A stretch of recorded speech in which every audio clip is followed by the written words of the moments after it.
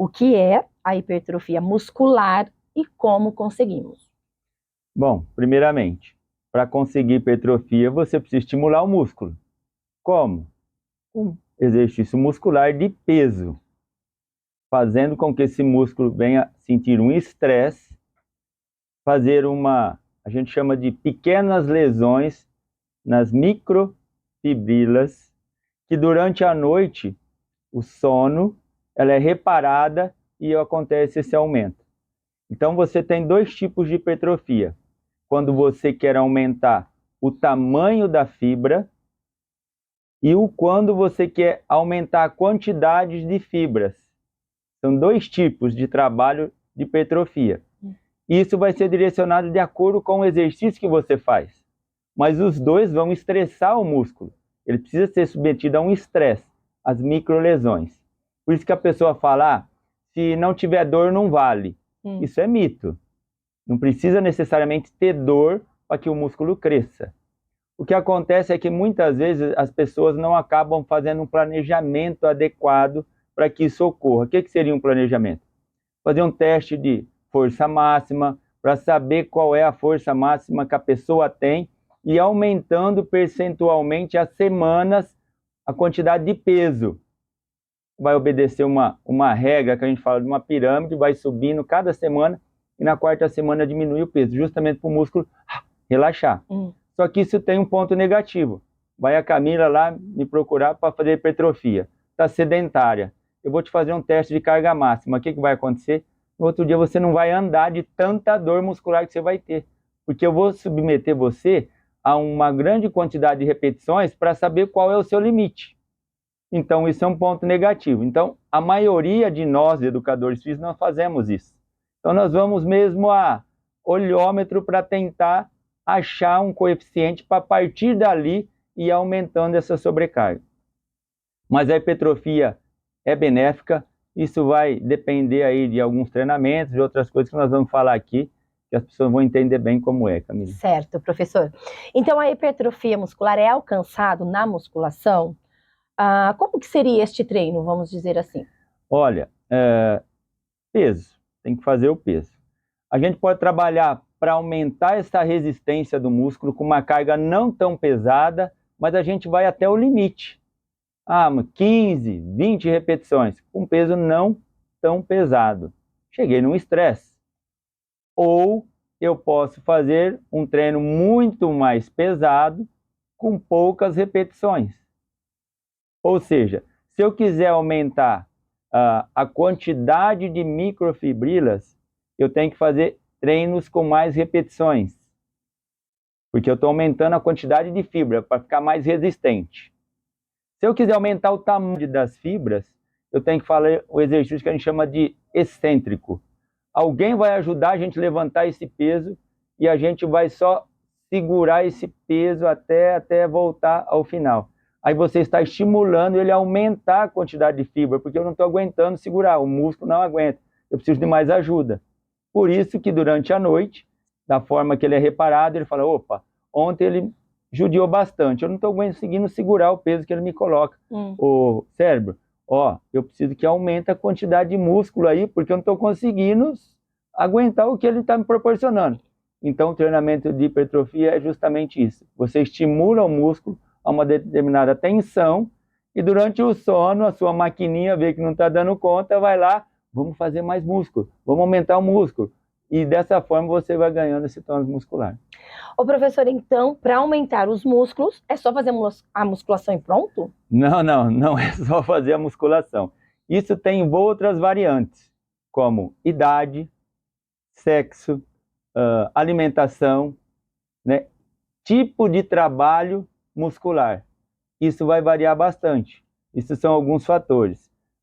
A questão do treinamento, alimentação e, acima de tudo, o descanso.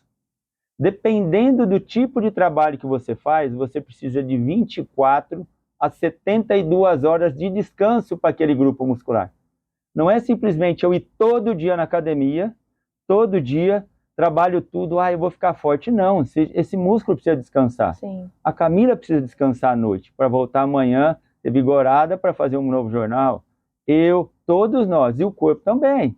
Então você não ganha músculo durante o exercício. Você ganha músculo durante uma boa noite de sono e recuperação. Agora, a alimentação é importantíssima, porque se você não tiver uma boa alimentação, você não constrói nada. Você imagina uma casa, você tem o ferro, o tijolo, a areia, mas vai dar liga o que aí? Se eu colocar uma areia, não vai ligar o tijolo, você precisa do cimento. Então você precisa de alguns fatores, no caso a proteína, para ajudar a construir essa casa com mais força e mais rigidez para que suba em uma casa forte que resista a vários incidentes.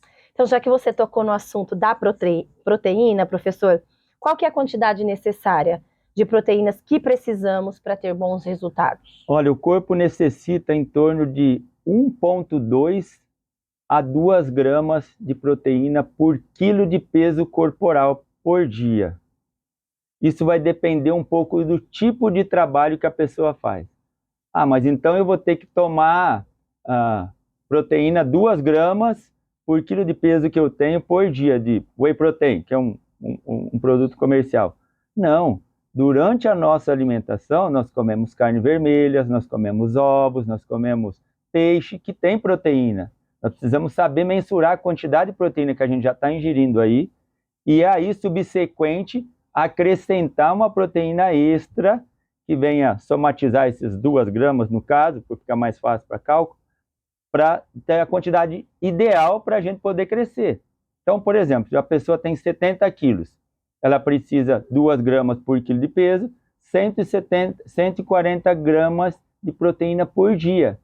Mas aí precisa mensurar o que está na alimentação para ela acrescentar com outras fontes. E aí onde entra a nutricionista. Não é simplesmente o professor, toma 2 gramas de proteína por dia. Não. Se você quiser ter um bom resultado no seu trabalho muscular, é o educador físico. Se você quiser ter uma boa noite de sono, vai descansar um pouco mais. Agora, a alimentação é a nutricionista que vai te ajudar, porque aí os efeitos do treino, do trabalho, vão ser muito mais aparentes. Não é simplesmente ir lá comprar um pote de proteína de 2 quilos e começar a tomar proteína assim, de forma exagerada, que isso vai ter agravantes aí que não é nada interessante. E não adianta ir lá fazer, né, na academia, tudo que o educador físico faz, não ter a nutricionista e chegar em casa e comer do jeito que achar, né, que deve comer, não vai adiantar nada. Mas então, quais são os alimentos que mais encontramos proteínas, além desses que você já citou? Olha, carne magra, todas as carnes vermelhas magras têm muita proteína, peixes, ovos, algumas leguminosas, nozes, sementes, isso tudo tem muita proteína. Então só tem que tomar cuidado a quantidade de ingestão que está sendo feita.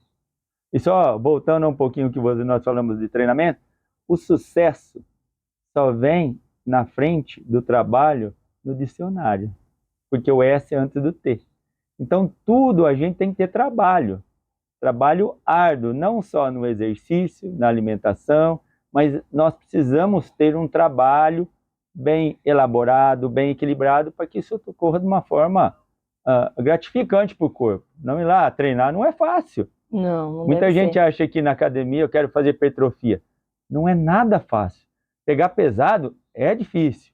Então aí é onde que eles acabam pegando outras tangentes, usando outros produtos que aí vão favorecer aumento de musculatura muito rápido, que também não é legal para o corpo, para a saúde, para ninguém. Mas normalmente esse pessoal, professor, eles tomam algum produto, às vezes é uma proteína lá que compra. É o ideal, é recomendado antes de fazer atividade física? Então, a proteína, ela deve ser pulverizada durante o dia. Eu falei a 140 gramas por dia, não é ir lá tomar 140 gramas de proteína num dia. É por isso que entra a nutricionista, ela vai determinar, você vai fazer um pré-treino, um pós-treino, você vai se alimentar assim na hora que você acorda, no meio da manhã, no almoço, meio da tarde, antes do treino, depois do treino. Então isso tudo tem um coeficiente que precisa ser obedecido. Agora, anabolizantes as pessoas tomam muito, isso potencializa a absorção de proteína. Também não é só tomar proteína que ele vai ficar, tomar anabolizante que ele vai ficar forte. Sim.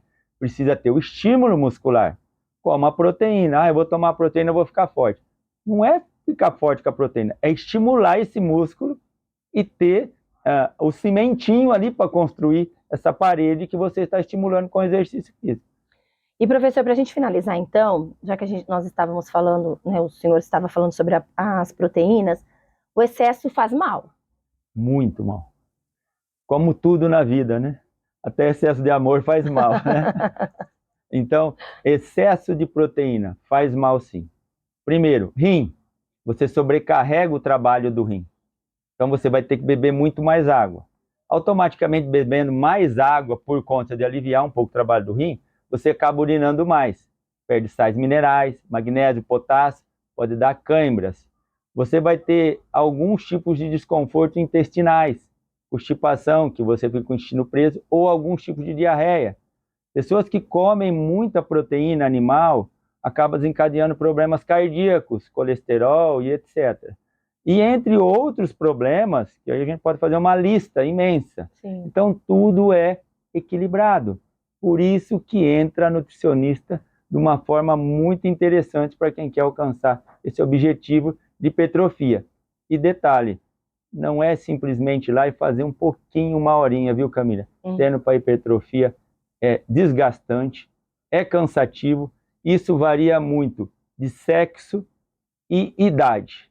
Então a mulher tem um pouco mais de dificuldade por conta de ter menos testosterona no corpo que o homem, e a idade, quanto mais a idade vai se avançando, a tendência é nós perdermos massa muscular muito mais rápido. Então, para fazer uma hipertrofia uma pessoa um pouco mais de idade, é um pouco mais difícil, mas nada é impossível para ninguém.